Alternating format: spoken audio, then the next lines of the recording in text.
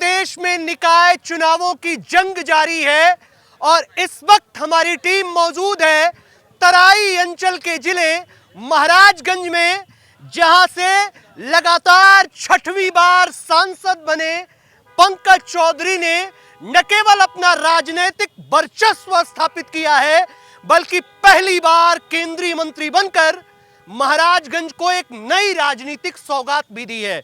हमारे साथ बात करने के लिए केंद्रीय वित्त राज्य मंत्री पंकज चौधरी जी हैं। सर, चुनाव चल रहा है, इस निकाय चुनाव में भारतीय जनता पार्टी किन मुद्दों को लेकर के आगे बढ़ रही है और जो 10 सीटों पर चुनाव हो रहे हैं, कितनी सीटें भारतीय जनता पार्टी जीतने जा रही है?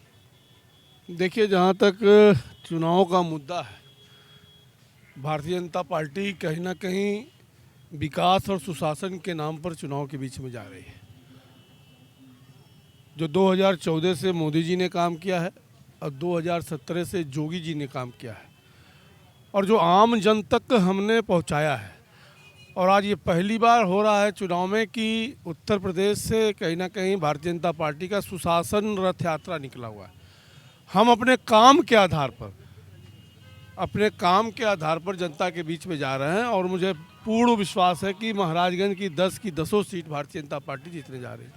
एक और जहां आप कह रहे हैं 10 की 10 सीट जीतने जा रहे हैं, आज मैं अमर उजाला अखबार में भूपेंद्र चौधरी, जो आपके प्रदेश अध्यक्ष हैं, उनका मैं बयान पढ़ रहा था।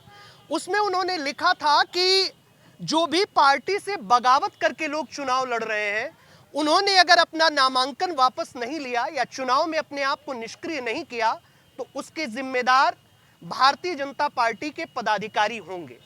ऐसे में परतावल में हरिशंकर वर्मा का चुनाव लड़ना, रवि प्रकाश सिंह की पत्नी दीपिका सिंह का चुनाव लड़ना, या अन्य जगहों पर, मैं महाराजगंज में घूम रहा था तो आपकी पार्टी के एक समर्पित कार्यकर्ता रहे गामा मद्देशिया का चुनाव लड़ना, क्या ये कहीं ना कहीं भारतीय जनता पार्टी को उद्वेलित नहीं कर रहा है कि एक तरफ प्रदेश नेतृत्व लगातार कह रहा है कि बाकी लोग चुनाव नहीं लड़ेंगे और एक तरफ कुछ लोग चुनाव लड़ रहे हैं? देखिए, जहाँ तक गामा की आपने बात किया, वो भारतीय जनता पार्टी के कार्यकर्ता नहीं रहे, वो सपा के नगर के अध्यक्ष भी रहे हैं। और हरिशंकर वर्मा और जो रवि की बात आपने किया है, हम लोगों ने काफ़ी निवेदन उनसे किया, लेकिन भारतीय जनता पार्टी एक संगठनात्मक कार्यकर्ताओं की पार्टी है और अनुशासन हमारे वहाँ सबसे बड़ा होता है। और निश्चित तौर से हम पहले अपने कार्यकर्ताओं को, सबकी इच्छा होती है किसी एक कोई टिकट मिलेगा और उनको प्रयास किया गया कि मनोबल करके उनको मना लिया जाए, लेकिन जो लोग ऐसी हरकत किए हैं जो पार्टी के विपरीत दिख रहे हैं, तो निश्चित तौर से पार्टी का जो निर्णय हुआ है, उनको पार्टी से निष्कासन होना ही चाहिए और होगा भी। पार्टी से निष्कासन होगा। इस वक्त हमारे साथ बात करने के लिए कृष्ण गोपाल जायसवाल हैं। कृष्ण गोपाल जी, उर्मिला देवी में जनता कृष्ण गोपाल जी को ढूंढ रही है। क्या उर्मिला देवी के अंदर कृष्ण गोपाल मौजूद हैं या नहीं, और क्या उस तरीके का विकास उर्मिला देवी कर पाएंगी या नहीं, क्या कहेंगे? देखिए, निश्चित तौर पे मैं भारतीय जनता पार्टी का एक सिपाही हूं और जहां तक आपने कहा कि जनता आपको ढूंढ रही है, तो मैं जनता के बीच में लगातार, चूंकि भारतीय जनता पार्टी का कार्यकर्ता हूं, तो भारतीय जनता पार्टी का ही कार्यकर्ता जनता के बीच में रह सकता है। तो निश्चित तौर पे उर्मिला देवी जी मुझसे बेहतर काम करेंगी। मैं उनको बधाई देना चाहता हूं एडवांस में, और महाराज की जनता को बधाई देना चाहता हूं कि मेरे जैसे एक सामान्य कार्यकर्ता को जितना सम्मान दिया है, मैं उस सम्मान के लिए कोटि कोटि आभार व्यक्त करता हूँ। एक प्रत्याशी है पुष्पलता मंगल, हमने अभी कुछ दिनों पहले उनका इंटरव्यू किया था।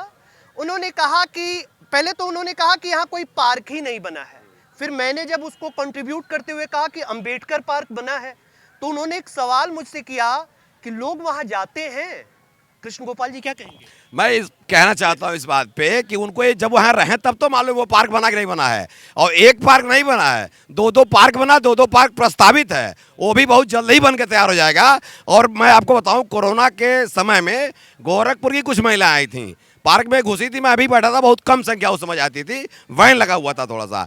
उन महिलाओं ने देखा जब उस पार्क को, तो कहा गोरखपुर से बढ़िया पार्क दिखाई दे रहा है। मैं इसके लिए उन महिलाओं को भी बधाई दिया और कहा कि मैंने कहा कि यहाँ तो शुल्क लगता है, बोली वहाँ शुल्क 10 रुपये लगता है, यहाँ तो 5 ही रुपये लग रहा है, लेकिन पार्क बहुत अच्छा और सुंदर बना है। पार्क बहुत सुंदर बना है। पंकज जी, अभी हम बात कर रहे थे जब, तो 10 सीटें आपने कहा, 10 में 9 सीटों पर आपकी प्रमुख विपक्षी पार्टी समाजवादी पार्टी कॉन्टेस्ट कर रही है। सुशील टिबड़ेवाल से हमने बात कहा तो उन्होंने कहा भारतीय जनता पार्टी के वादों पर जनता ने बहुत एतबार किया और भारतीय जनता पार्टी को इन निकाय चुनावों में जवाब मिलने वाला है। चूंकि महाराजगंज में बागडोर आपके पास है और सपा की बागडोर उनके पास है, ऐसे में अपने मुख्य प्रतिद्वंदी के इन विचारों पर आप क्या कहेंगे कि क्या निकाय चुनावों में भी विधानसभा चुनावों के तरीके से और पूर्व की लोकसभा चुनावों के तरीके से क्या भाजपा सफलता हासिल कर पाएगी? देखिए, सीधे सीधे उदाहरण है, भारतीय जनता पार्टी सबका साथ सबका विकास का नारा जो दिया प्रधानमंत्री जी ने, उसके आधार पर समाज के सभी वर्गों का कहीं ना कहीं विकास हो रहा है। और आज़ादी के समय से ही जहां पर गरीबों के नाम पर चुनाव लड़ा जाता था और जो सरकारें बनती थी वो गरीबों की चिंता कहीं ना कहीं नहीं करती थी। लेकिन अगर देखें 2014 के बाद से, मैं कोई कहावत नहीं कह रहा हूँ, 2014 से आज 2023 चल रहा है, अगर इस बीच में देखें तो आम गरीब जनता के लिए जो मोदी जी की सोच है कि मिनिमम रिक्वायरमेंट जो कम से कम हर व्यक्ति के पास होना चाहिए, उन सारे सुविधाओं को हमारी सरकार ने बिना किसी भेदभाव के, चाहे वो मकान हो, चाहे शौचालय हो, चाहे बिजली का कनेक्शन हो, चाहे हर घर जल का नल हो, चाहे वो आयुष्मान भारत का कार्ड हो, चाहे वो किसान सम्मान निधि हो, इन सारी चीज़ों से कहीं ना कहीं बिना किसी भेदभाव को सबको देने का कार्य किया है। और उसी का नतीजा है कि 2014 से 2019 के बीच में जो हमने काम किया या 17 के बाद जो हमने 22 तक काम किया, उसका परिणाम रहा कि उत्तर प्रदेश में प्रचंड बहुमत से भारतीय जनता पार्टी की सरकार बनी और दिल्ली में भी पहले से ज़्यादा सीट लेकर के हम देश में सरकार बनाने का काम किए। इस बीच हमारे साथ बात करने के लिए परदेशी रविदास जी हैं, जिला अध्यक्ष हैं, पूरे जिले की कमान है, साथ में खुद भी चुनाव में कॉन्टेस्ट कर रहे हैं परिवार सहित। ऐसे में क्या लगता है भारतीय जनता पार्टी किन मुद्दों पर, खास करके नगर पालिका महाराजगंज में विकास के किन अवसरों के साथ वो आई है, और क्या कृष्ण गोपाल जी का जो विकास का रथ था, अभी आप रथ चला रहे हैं, विकास का जो रथ था उसको परदेशी रविदास और कितना आगे लेकर जा पाएंगे? बहुत बहुत धन्यवाद आपको ये बात पूछने के लिए। देखिए, भारतीय जनता पार्टी विकास के मुद्दे पर ही चुनाव लड़ती है।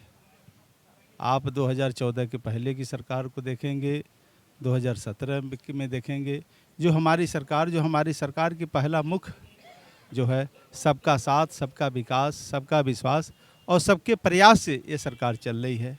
आप बहुत सारी प्रदेश में जो कोई नहीं कह सकता है कि दंगा मुक्त हमारी सरकार की पहली प्राथमिकता था, वो दंगा मुक्त।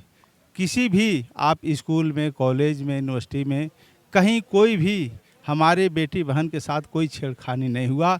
पहले की जो सरकार थी, लोग रात को जब घर से निकलते थे तो घर कैसे वापस आते थे, भगवान से दुहाई करते थे कि भगवान हम वापस आ जाएं। लेकिन हमारी सरकार का पहला उद्देश्य सबका साथ, सबका विकास, सबका विश्वास और सबके प्रयास पर भारतीय जनता पार्टी, हम तो विकास के मुद्दे पर काम करते हैं। हमारे पास बहुत कार्यकर्ताओं की फौज है, इसलिए हम कोई भी चुनाव हम स्वयं उसको लड़ करके और उसको सफलता हासिल करते हैं। जनता के साथ बीच में हम काम करते हैं, जनता के बीच में जाते हैं, सरकार की योजनाओं को लेके जाते हैं, अपने कार्यकर्ताओं के बल पर ले जाते हैं। इसलिए हम चुनाव हर सीट पर भारतीय जनता पार्टी सफलता प्राप्त करेगी, यही हमसे उम्मीद। केंद्रीय वित्त राज्य मंत्री पंकज चौधरी का यह कहना कि हम 10 की 10 सीटें जीतेंगे, और साथ ही परदेशी रविदास का यह कहना कि हम विकास के क्रम को आगे बढ़ाएंगे, जनता इनकी बातों पर कितना एतबार करती है ये तो आने वाला वक्त बताएगा।